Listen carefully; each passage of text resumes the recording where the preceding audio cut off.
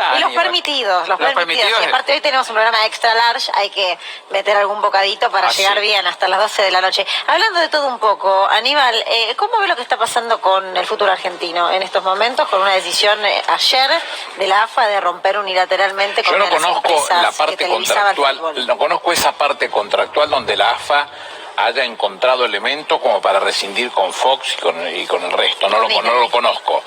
Tomémoslo como cierto y que ya haya una ruptura formal por parte de AFA. Sí, todavía no están, lo que me cuentan a mí que, claro, no, pero cuenta la gente que todavía no está instrumentado eso que dijo la AFA de manera muy llamativa y sorpresiva de cortarse de manera si eso fuera cierto y que la ruptura está definida, dicen, los que dicen saber, que lo que están tratando de conectarse es con Turner, ¿no? TNT, lo vemos en la conexión con TNT.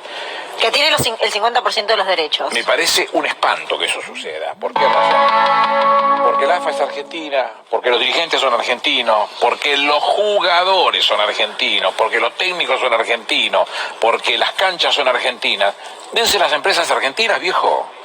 1, 2, 3, 5, 8, como sea, no lo sé, yo no estoy buscando para algo mío que no me interesa, estoy hablando de cómo hacer para defender a los negocios, como les decía hoy que decía Perón, los negocios buenos y los negocios malos son los que te hunden o los que te salvan. Bueno, permitan que las empresas, que hay muchas, sea quien fuere, no excluyo a nadie, puedan, formando una UTE o cosa de lo que sea, las que puedan llevar adelante. Si es negocio para Turner, ¿por qué no va a ser negocio para los argentinos? Pero con la relación que vos tenés en el fútbol, ¿lo pudiste charlar con algunos dirigentes? No, pero es el concepto bien claro que tengo. Yo defiendo lo mío. Me interesa que el fútbol tenga los fondos necesarios y para eso hay que cumplir con los mismos fondos, buscando alternativas con empresarios argentinos para que puedan llevar adelante esa estrategia. ¿Y eso que debería ser una decisión política?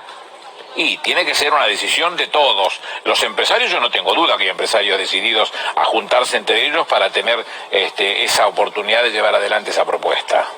Bueno, hay quien dice que igualar esa propuesta económica por parte de las empresas extranjeras es imposible.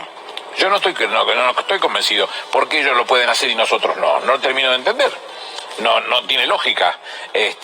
Cuando la FIFA, al principio creo que era Televisa, le vendía los derechos, se cobraba un dinero que después de una fuerte discusión, donde participó Julio Grondona, era presidente de la AFA y vicepresidente de la FIFA, logran definir que se venda país por país. Y vendiendo país por país llevaron al 10 veces lo que se conseguía. ¿Por qué no se puede vender de la misma manera? Si es negocio para Turner, ¿por qué no va a ser negocio para los argentinos? Bueno, que los empresarios argentinos tengan la oportunidad de juntarse, 1, 2, 3, 5, 8, no sé cuántos, y que puedan acceder a dar a tener ese servicio y ganar por ello y pagarle a los clubes lo que necesitan, porque si no, no hay fútbol. Seamos claros, ¿no? Bien. Después me vas a contar un poco más de tu carrera como abogado, cuando comenzaste allí a estudiar abogacía y demás, porque bueno... No, la de abogado, yo soy un viejo contador, pero un joven abogado. Ah, bueno, está bien, viejo contador. Bueno, ahora tenés mucho trabajo. Ahora sí, hay que decirlo. ¿Vos hablas con todos los medios, Aníbal? ¿Vos te reunís, por ejemplo, si te llaman de todos los canales? Con todos. O sea, el que te llama, vos vas. Con el que me invitan, con todos. Los que no me invitan, no me invitan. Bien. Radio Mitre hace como 5 o 6 años que no salgo, me estoy prohibido en Radio Mitre. Mira, hace un par de días el Gato Silvestre lo invitó a Mauricio Macri aquí, a los estudios de C5N, para ver si quería venir a hablar o decir algo, porque lo vimos hace una entrevista con Joaquín Morales Solá en otro canal, donde habló del peso uruguayo como el guaraní, para que tuvo una gaf. Pero lo cierto es que Alberto Fernández da notas a todos los medios, de un lado y del otro, de aquí y de allá. Es así, mire.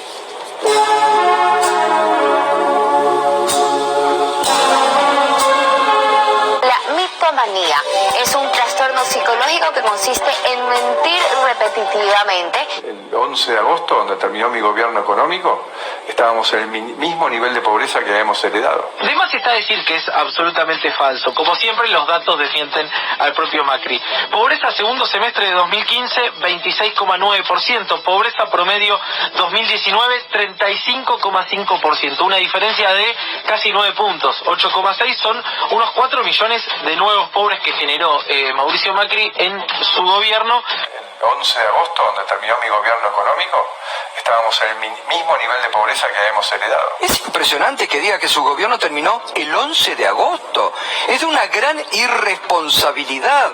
Porque ese 11 de agosto el dólar se fue de 40 a 60 pesos y fue un aumento de la pobreza bestial. Estamos hablando de un trastorno psiquiátrico que puede estar caracterizado por una compulsión, o sea, la compulsión, un deseo intenso de decir una mentira. Ese 11 de agosto, Joaquín, hubiese sido el punto de partida soñado para nosotros. La inflación iba a la baja. 293,4% de inflación acumulada, Mauricio Macri. Empezábamos a crecer. Por persona, el producto cae 7,4%. Es la caída más pronunciada desde el gobierno de De la Rúa. Usualmente cuando una persona tiene una situación obsesiva por las mentiras, en el momento en que la dice se alivia. 2 de cada 3 dólares que nuestro gobierno tomó fueron para pagar deudas del gobierno anterior. Este gobierno asumió con una ventaja clara que era su capacidad de endeudarse, producto de la baja deuda que le había dejado el gobierno anterior. Para pagar deudas del gobierno anterior. Y el sentir alivio, el decir una mentira,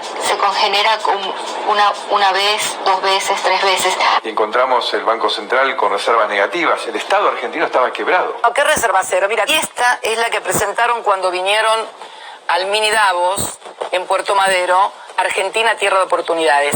Acá están las verdaderas condiciones de la Argentina que ellos recibieron. Ellos le decían a la gente que era un país con baja desocupación, con actividad económica. Todo lo que dijeron de la pesada herencia lo rebaten acá. El Estado argentino estaba quebrado. Hemos constatado demasiadas mentiras de Macri. En mi gobierno, los trabajadores no van a pagar impuesto a las ganancias. Ese es mi compromiso. Cada vez más pagaban ganancias. 1.189.000 trabajadores pagaban el impuesto en 2015, cuando asumió Mauricio Macri, que nos prometió eliminarlo. Bueno, 2 millones van a terminar pagando, 66,4% de aumento en la cantidad de trabajadores asalariados que pagan ganancias. Ningún trabajador, dijo el debate presidencial, ningún trabajador va a pagar Eso no se podía hacer. No estuvo en ningún programa económico que yo sepa eliminar el impuesto a las ganancias para los trabajadores. Usualmente cuando una mentira quedó sin castigo, quedó impune, entonces es fácil continuar a una segunda o una tercera mentira. Uno puede cometer errores como cometió mi gobierno en lo económico, pero todos los días consolidamos un poco más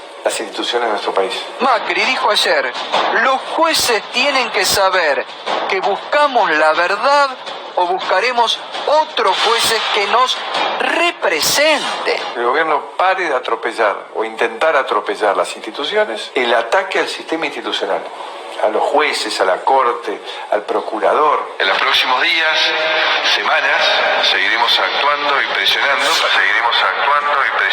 para que el manejo de la información no sea con la misma arbitrariedad que ha manejado toda la causa la procuradora hasta el día de la fecha. El gobierno pare de atropellar o intentar atropellar las instituciones. Continuar a una segunda o una tercera mentira y hacer parte de la estructura de este individuo en su conducta mitómana. Se ve más movilización, más convicción, más coraje, todo en forma pacífica. ¡Pará! A ver, ¿qué está pasando? Lo empujaron a Pablo Elicio, a nuestro camarógrafo, mientras nos retirábamos. Qué locura, ¿eh? Así nos tenemos que ir de la marcha republicana. Basta de mandar periodistas a provocar y después decir que lo están provocando a ellos. Ya está, muchachos, ya se les acabó ese versito. Así se tiene que ir. El móvil de C5N. Ya se les acabó ese versito. ¡Pará! ¡No! ¡Venimos y yo! ¡Vamos a clausurar Crónica y te vamos a meter preso! Todo en forma pacífica. Nosotros al hacer la evaluación de una persona que dice mentiras tenemos que tener en cuenta si es una persona disocial, o sea, un delincuente, o una persona que utiliza la mentira como un acto de engaño para obtener un beneficio, o sea, un simulador. La causa de espionaje, hay imágenes, hay fotos de dirigentes políticos de la oposición y del oficialismo durante su gobierno. ¿A qué las atribuye? ¿Qué cree que fue lo que pasó? Cuentapropistas. ¿De qué? ¿De la AFI? ¿Sí? En realidad la respuesta se la da el ingeniero Macri, no se la doy yo. Yo nada más que soy un instrumento, me ha tocado y ha confiado en mí para esa tarea, pero nada más que soy un instrumento. Todo lo lo que hago es a pedido de él. Susana Martinengo, La verdad que yo nunca tuve trato con ella, ni siquiera trae lo registros tuve. de haber recibido a elementos Sí. de la... Ella recibió gente durante sus años en la Rosada, pero eso no liga ni siquiera a mi secretario con esas reuniones. Todo lo que hago es a pedido de él. También quiero dejar claro eso. O sea, agentes de la AFI que por cuenta propia le sacaban una foto a Santilli o a Rodríguez Larreta. Sí. Y la AFI nunca se enteró. No, las autoridades de la AFI nunca se enteraron. Toda la información que manejaba Magdalani, toda la información que manejaba Arribas le llegaban a Macri, no tengo ninguna duda. Es el verdadero instructor de esta situación. Fotos, finalmente son fotos. No hay nada muy sofisticado. Fotos, finalmente son fotos. No hay nada muy sofisticado. No, hay informe de inteligencia también. ¿De qué? Volvió el niño Yo no fui, que nunca tenía la culpa cuando mandaba alguna macana.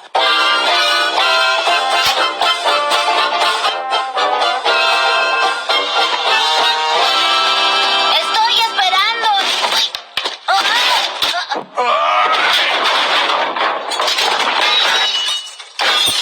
Yo no fui. El masismo y el kirchnerismo. Yo no fui. Vino la sequía. Yo no fui. Vino el problema de la financiación con el conflicto Trump y los chinos. Los factores exógenos son determinantes cuando le tocaron a él. La lira turca. Pasaron cosas que volvieron a sembrar dudas. Una fueron los problemas de Turquía. La Argentina, Macri que está hablando la dejó rota, la rompió toda. Una crisis que la dejó el que está hablando ahora, con un nivel de caradurez enorme. Todavía estamos esperando que entienda que en todo caso lo que está pasando hoy es producto del pésimo gobierno de Mauricio Macri. Todavía parece no entenderlo. No logramos lograr ese logro, la terrible inequidad entre aquel que puede ir a una escuela privada versus aquel que tiene que caer en la escuela pública. No logramos lograr ese logro. Cuando le toca hablar de por qué cree que hay una situación económica tan delicada hoy en la Argentina, es casi patológico cómo soslaya el expresidente la situación de una pandemia que provocó la mayor crisis económica en toda la historia del capitalismo a nivel mundial. Esta cuarentena eterna ha sido muy dañina. El presidente de Francia, Emmanuel Macron, ha confirmado la imposición de un toque de queda que durará al menos 4 semanas. Uno sabe el daño que hace la cuarentena. No tiene claro cuáles son los beneficios de la cuarentena. Países Bajos echa el cierre. Las autoridades han declarado un mes de confinamiento parcial como única manera de frenar la segunda ola de la pandemia. Esta cuarentena tiene que parar, tenemos que normalizar el país. Las fuertes restricciones aplicadas en Liverpool podrían convertirse en la regla. Esta cuarentena eterna ha sido muy dañina, sin ningún resultado a la vista, ¿no? No hubiéramos tenido ninguna capacidad de poder atender de manera digna, humana y correcta a todo el mundo en ese momento, y por eso siempre insistimos, la cuarentena precoz salvó una catástrofe sanitaria. Sin ningún resultado a la vista, ¿no? Los demás pueden pensar que es verdad. Daniel San, la mentira se vuelve verdad solo si el hombre la cree. Mentira. Trabajando en inflación, como les prometí. Lo nuestro siempre fue una mentira. ¿Va a haber un pedido al Fondo Monetario? No. Una piadosa pero cruel mentira. ¿La economía que usted dejó mejor que la que recibió o es peor? Mejor. Esas palabras bellas que se dicen Decirles la verdad siempre. y dejan en el fondo cicatrices.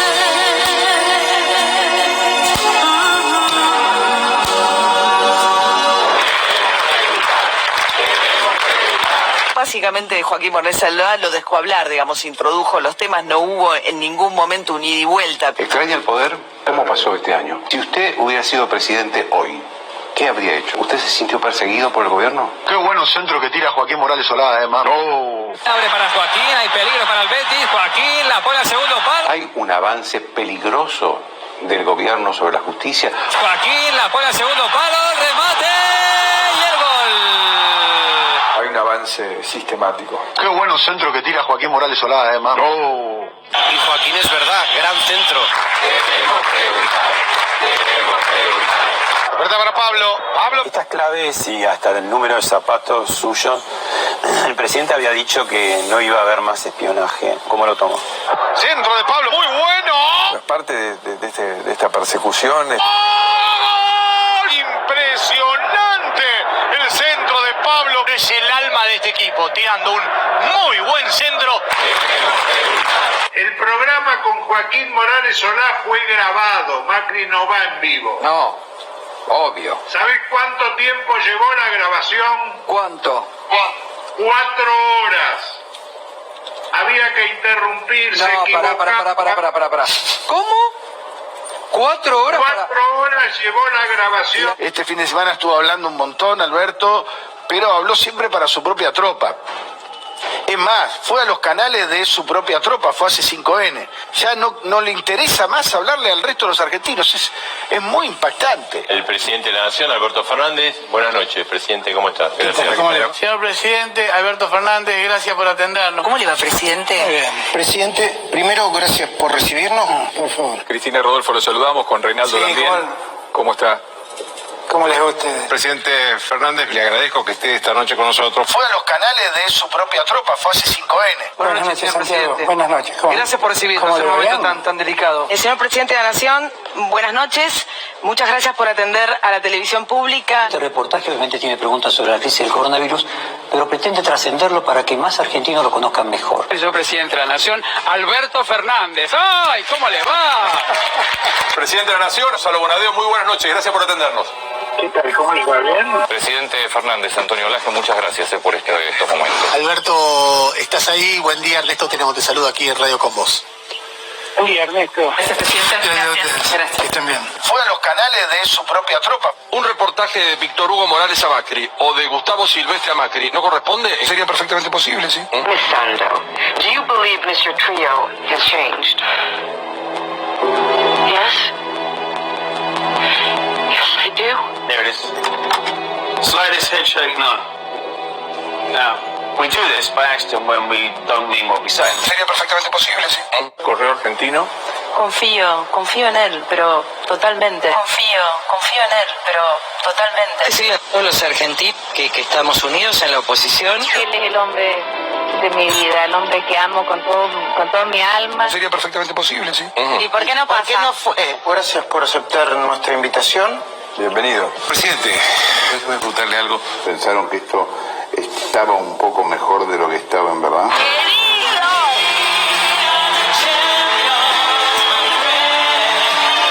¿Vos crees que el presidente, por ejemplo, se sentará a un reportaje con Víctor Hugo? Lo veo difícil, a mí me parece. El presidente ha dado entrevistas donde lo han realmente puesto contra la espada y la pared. ¿Se sigue analizando? Me sigo analizando. ¿A qué hora se levanta? ¿A qué hora se acuesta? ¿Usted lleva plata en el bolsillo? No, hoy no. ¿Cómo encontró la quinta y cómo y la está disfrutando?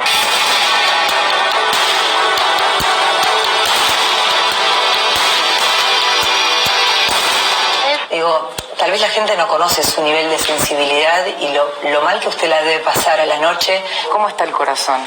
El corazón bien.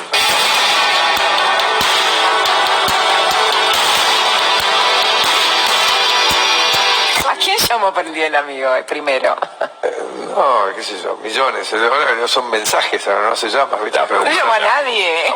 Qué amargo, no llamó a nadie. Igual tiene que cuidar la rodilla, ¿no? Bueno, estoy rehabilitando para volver porque le falta talento al equipo que juega acá los martes. No, por eso. Pero la pelota fue un golazo, la verdad que confieso que... Repítanlo, se lo pido por favor, porque estamos todos jugando. La política. Haga goles. Dedíquese a hacer goles. Últimamente pilotea, ¿no? Yo piloteo. ¿Cómo es la vida de un presidente de puertas para adentro? ¿Por qué llora? ¿Quién se inspira para patear un tiro libre?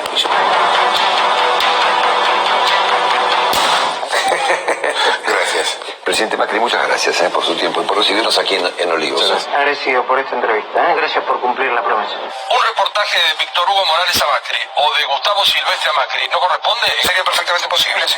¿Y por qué no pasa? No logramos lograr ese logro. Y fui creyendo en ti sin sospechar que solo estaba frente a un profesional de la mentira.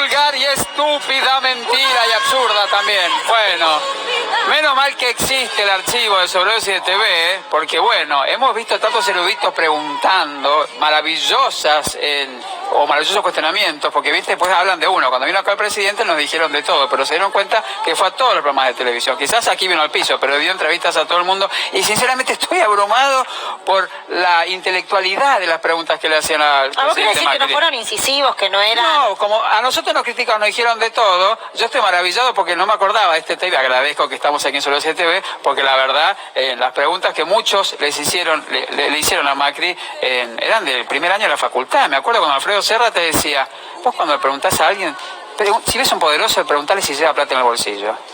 Me acuerdo perfecto, primero de la facultad en la UCA, con Alfredo Serra, que te decía 6 o 7 preguntas básicas para armar una crónica. Bueno, en fin, Aníbal, hemos visto de todo, ¿no? Ha ido Macri a todos los canales que... Le hago mi reconocimiento en esas preguntas a Román Lechmann, con quien no me llevo bien, y con Tiberger, de Infobae. Que Infobae que hicieron un cuestionario bien interesante, serio. Sí, siempre. Me llamó mucho la atención y hay que sacarse el sombrero. Algunos datos, por las dudas, en un informe que, por supuesto, transita todo lo que ha ocurrido y también mostraba recién las distintas posturas periodísticas y aparte ponía claro sobre oscuro de que el presidente de la República Argentina fue a todos los programas de todas las líneas habidas y por haber y ahí quedaba Pero claro. las diferencias son abismales entre uno y otro. Hoy leí un tuit de un colega y amigo de Rosario, Gustavo Feldman, que decía, qué difícil que es explicarle a un tipo que no sabe un carajo, que no sabe un carajo. ¿No? Y el caso de este hombre, ¿cómo se le explica que no entiende nada? Que confunde todos los roles, los nombres, los lugares, la historia, ¿cómo se hace? La moneda, Es confunde la imposible. moneda. No confundir pero ni geopolíticamente concebir de qué está pensando y qué está hablando, no lo sabe, es lo peor de todo, no saber, porque en el peor de los casos uno puede ser distraído y puede ser que se distrajo y las cosas se le escaparon de la boca, pero no saberlo, fuiste presidente, la catástrofe que le significó, como dijo Diego Maradona, que coincido 100%, a 2 generaciones mínimamente la catástrofe que él generó. Es muy difícil eso. A quien comparó con Cristina en otras partes del fragmento de la nota, de una de las notas que dio. Pero bueno, ese es otro tema, ya está, no vamos a volver a ese tema. Vamos a presentarla a ella, que me cuentan de la producción que en algún momento hasta se tentó y se rió a partir de algunas cosas que vio o se puso a llorar. Es Cecilia Rosetto, reconocidísima actriz y mujer además de la Casa de Radio 10. Cecilia, ¿cómo te va? Hola, Luciana, qué alegría. Qué programón que están haciendo. ¿Lo estás disfrutando? La teta, la escarcita, mamá Cora, una bananita pisada. Un programón maravilloso, lo que son esos archivos, qué locura. Es que sos muy de izquierda, Cecilia, sos muy de izquierda, Cecilia. Un abrazo inmenso para Aníbal, un honor. Sos muy de izquierda, Cecilia, sos muy de izquierda, por favor, te lo pido. ¿Qué te gustaba de los soy informes? bastante peronista. ¿Qué te gustaba de los informes, Cecilia, que recién te reías? No sé si reírte para no llorar. Mostraron gente hermosísima, mostraron grandes actores, esas películas con esos actorazos, qué nostalgia verlo a Ulises Dumont, todo lo que dijo Santoro, cuánta gente talentosa, Dolina, Facundo Cabral, qué sé yo, escuchar a Leonardo Fabio, es decir, fue peronismo en vena. Cecilia, si hay algo en realidad que marcó al peronismo, entre todo lo que ha marcado de su ascendencia en la historia de la República Argentina, es la importancia que Juan Domingo Perón le dio al deporte y un permanente fogoneo y fomento al deporte en la República Argentina. Las épocas más gloriosas del deporte nacional fueron durante el peronismo. Y dentro del deporte está el ajedrez. Y dentro del ajedrez está la historia de tu papá, que me parece interesante que muchos que por ahí no la conocen o no conocen la injerencia que tuvo Perón en el deporte para el desarrollo, porque consideraba que era una manera de que una sociedad pudiera desarrollarse, tuvo durante sus gobiernos. Contanos tu historia y la de tu papá, ¿no?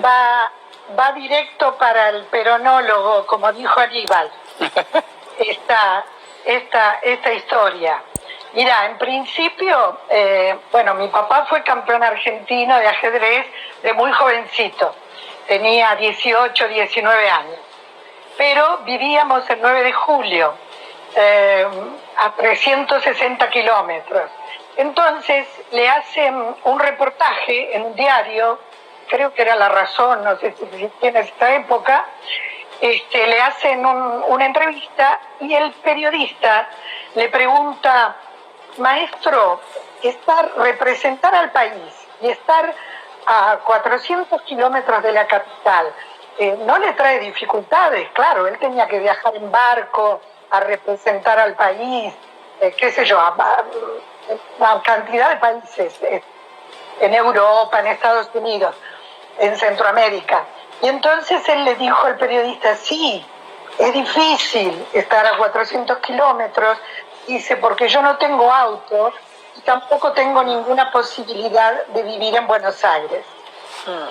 Y Evita, que ya estaba en su lecho de enferma, leyó esta nota y dijo, lo llamó el secretario y dijo: envíanle ya un telegrama al maestro Rosetto y que elija uno de los departamentos del barrio Simón Bolívar, ahí de Apalipe, a 2 cuadras de Parque Chacabuco.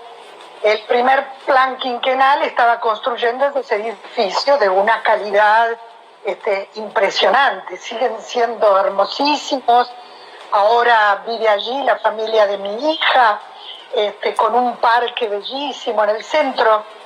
Y bueno, y así llegamos a Buenos Aires. O sea, si no hubiera sido por Evita, no sé dónde hubiera estado mi familia, porque vivíamos, no sé si yo hubiera estudiado teatro, si mi papá después hubiera podido ir absolutamente relajado a los subcampeonatos del mundo, porque también ahí, los campeonatos del mundo ellos los ganaron 3 veces, sacaron el subcampeonato, ¿no? Detrás de Rusia. Entonces Evita los recibió al equipo, a los 5 jugadores, y les dijo: bueno, vayan y hagan un buen papel. Si ustedes hacen un buen papel, yo les prometo gira por toda Europa. Gira dando demostraciones y qué sé yo. Y bueno, y ellos salieron subcampeones en el 50, en el 52 y en el 54. Y Evita cumplió. Les organizó exhibiciones en toda Europa. Y después, cuando volvieron, en cada viaje que volvían con el subtítulo, que era muchísimo, eso fue la época de oro del ajedrez, salir, ¿no es cierto?, atrás de Rusia, que mantenían ellos el liderazgo siempre. Y cada vez que volvían, Perón lo mandó a llamar a mi papá a Casa de Gobierno. Y las 3 veces le preguntó si necesitaba algo. Las 3 veces mi papá le dijo que no, muchas gracias general, pero no. Y nosotros vivíamos muy ajustados, muy austeramente, porque en esa época el ajedrez no cobraba cachet. Los cachets se impusieron a partir de Bobby Fischer, que por eso le decían el sindicalista del ajedrez. En realidad los grandes cachets, las grandes cantidades de dinero las impone Bobby. Pero o sea que todo el resto de los ajedrecistas vivían muy humildemente. A veces no me podían pagar ni la cooperadora de la escuela. Cecilia. Bueno, y entonces ya de adolescente, cuando yo le pregunté a mi papá, le digo: pero papá, aunque sea una obra social, le hubiera pedido al Geneta. Digo: tuviste suerte que tenés hijos sanos y que no nos hemos quebrado una pata, pero no tenemos nada. Y él se sorprendió de lo que le decía yo y me dijo: ¿y por qué yo tenía que pedir nada si yo tenía mi cabeza para ganar mi alimento y para sostener a mi familia? Qué época, ¿no? Cecilia. Se me pone la piel de gallina. Cecilia, ¿cómo te va? Saludarte ante todo y preguntarte cómo estás transitando esta cuarentena. La Rosetto, que siempre es creativa, que siempre labura, que se las ingenia, que sube, que baja, que le da trabajo a mucha gente, Cecilia. ¿Cómo estás transitando esta cuarentena? Robertito, encerrada en mi casa, transmitimos el programa Mejor Hablar de ciertas cosas con Sergio Reguezábal en la Radio 10, desde acá. Bueno, yo en general en mi casa siempre me gustó mucho ser casera, porque acá tengo todo, tengo películas, tengo música, tengo libros, tengo Skype para hablar con mis amigos, todos los amigos que dejé en Europa. Trabajé casi 20 años en Barcelona. Y la verdad, de momento, me la banco. Me gustaría saber cuándo podremos volver al teatro. Eso es importante, claro. Muy fea esa cuestión y los músicos no tienen trabajo, los técnicos y los actores. Eso está muy duro, pero yo confío en el gobierno de Alberto, confío en la gente que está al frente de las instituciones y yo creo que van a hacer todo lo posible para que estemos bien como siempre. Cecilia, ¿y cómo transitaste el día de hoy? El discurso de Alberto Fernández, los testimonios que se escucharon de una parte de la población que decidió en caravana y en autos conducirse y expresarse. ¿Qué es lo que más te impactó? Todo el día fue fantástico. Yo me desperté contenta, puse la bandera, la misma que llevé a la Asunción de Cámpora, la puse acá en el balcón. Tuve un desayuno tranquilo porque me despierto temprano y entonces empecé a escuchar las radios, pero todo lo que decían empezó a ponerme nerviosa. Entonces empecé a aprender computadora, televisión. Yo decía, aprendí hasta la licuadora, porque me empecé a poner ansiosa y no podía entrar en los 75 octubres.